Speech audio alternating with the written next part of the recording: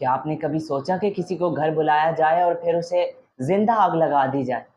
جی ہاں ناظرین، یہ فلم نہیں، کوئی ڈرامہ نہیں، یہ کراچی کی خوفناک حقیقت ہے جہاں ایک داماد کو گھر بلایا گیا اور اسے زندہ جلا کر مار دیا گیا۔ ناظرین، یہ افسوسناک واقعہ کراچی کے علاقے بلدیہ اتحاد ٹاؤن میں پیش آیا۔ متاثرہ شخص جو ایک داماد تھا، اس کے سسرال والوں نے اسے گھر بلایا۔